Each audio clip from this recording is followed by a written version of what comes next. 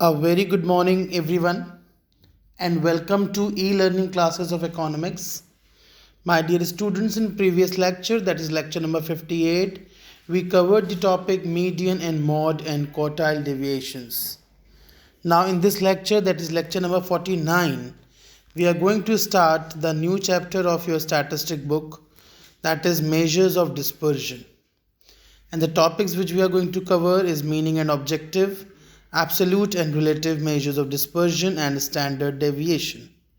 I must make you one thing very clear that according to CBSE syllabus of class 11 for this session, they have deleted the topic of range, its quartile, range, its deviation, quartile and its deviation, mean and its deviation. There is only standard deviation and coefficient of variation in your this chapter. Now the very first question arises, what is dispersion? Dispersion is the measure of the variation of the items. Items में कितना variation है, कितने items एक दूसरे से differ करते हैं, कितने वेरिएट करते हैं, that actually dispersion is. Or we can say the degree to which numerical data tends to spread about an average value is called the variation or dispersion of data. Basically जितना value एक दूसरे से disperse होती हैं, average value जितना दूर होती हैं, जितना डेविएटेड होती हैं, उसको भी हम डिस्पर्शन बोलते हैं. What is the objective of dispersion? The objective of dispersion is to know about the variation in different values of the items, to know about the composition of the series, to know about the range value, and to know whether the central tendency truly represent the series or not. ये सारे objectives हैं जिसके लिए हम dispersion को पढ़ते हैं. Basically there are two types of measures of dispersion. Number one is absolute measure, number two relative measure. Absolute major क्या एक्सप्रेस करता है? बेसिकली जब हम original units of the series को लेके चलते हैं तो वो एब्सोल्यूट मेजर में होता है, और जब हम रिलेटिव सीरीज़ को लेके चलते हैं, रिलेटिव मेजर्स को, that comes under relative measures of dispersion. Relative measures को हम कोफिशिएंट ऑफ डिस्पर्जन भी कहते हैं. There is another name for relative measures, that is coefficient of dispersion. Now what is a standard deviation? Standard deviation होता क्या है? Basically it is the most satisfactory scientific method of dispersion. सबसे ज़्यादा satisfactory और scientific method यही है dispersion का. इसको हम रूट मीन स्क्वायर डेविएशन भी कहते हैं. Basically what happens in this method, इसको हम सिग्मा से डिनोट करते हैं, और सिग्मा ग्रीक लैंग्वेज का वर्ड अल्फ़ाबेट है.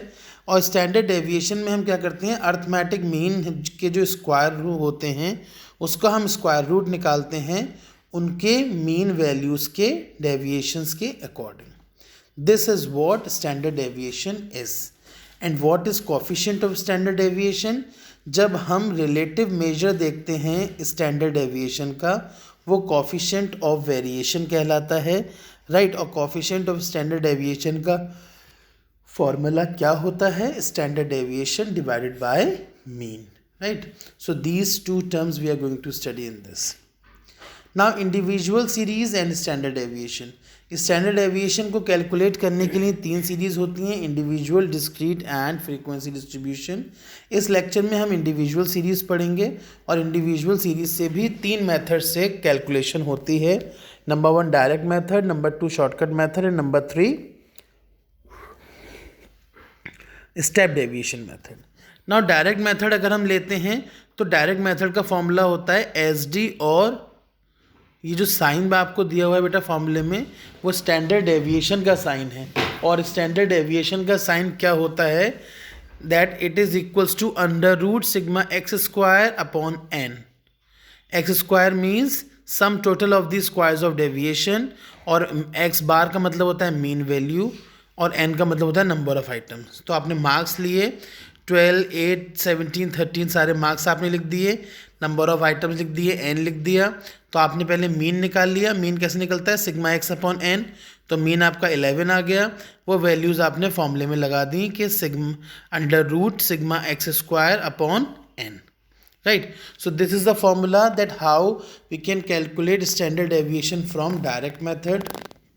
Next shortcut method.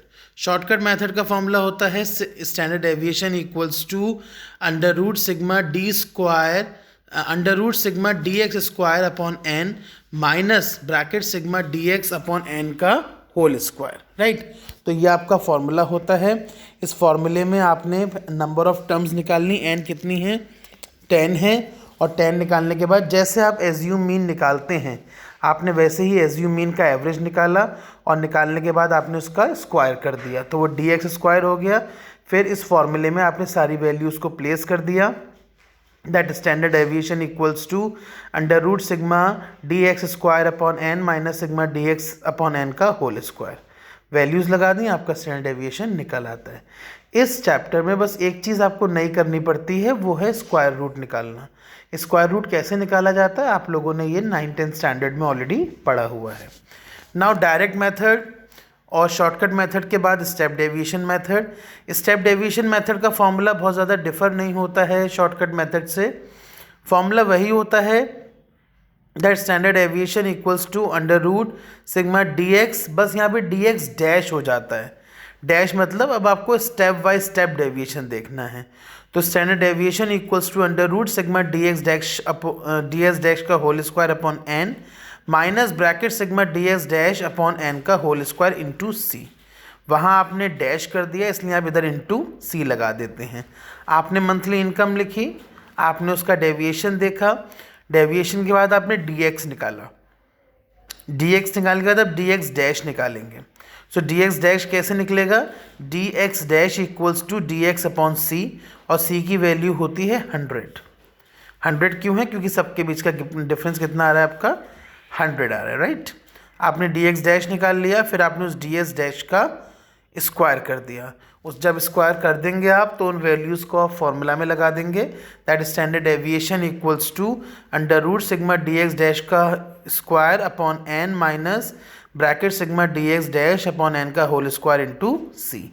ये सारी वैल्यूज़ आप लगा देंगे, आपको स्टैंडर्ड डेविएशन मिल जाएगा। So in this lecture we cover the topic of meaning and objective of measures of dispersion, absolute and relative measures of dispersion. उसके बाद हमने स्टैंडर्ड डेविएशन पढ़ा, उसका कोफिशिएंट पढ़ा, और स्टैंडर्ड डेविएशन को इंडिविजुअल सीरीज़ में कैसे निकालेंगे, direct method, shortcut method, step deviation में स्टेप डेविएशन मेथड की हेल्प से वो हमने पढ़ा। On the basis of this you are able to solve the assignment number 49। बहुत लंबा चौड़ा असाइनमेंट नहीं है, बस 3 क्वेश्चंस हैं, राइट। क्वेश्चन नंबर 1 में आपको स्टैंडर्ड डेविएशन निकालना है 7 स्टूडेंट्स का, क्वेश्चन नंबर 2 में आपको स्टैंडर्ड डेविएशन निकालना है, और क्वेश्चन नंबर 3 में आपको स्टैंडर्ड डेविएशन निकालना है स्टेप डेविएशन से, right. So on the basis of lecture number 49 you are able to calculate the standard deviation of the following questions of assignment number 49. That's all from this lecture. Thank you.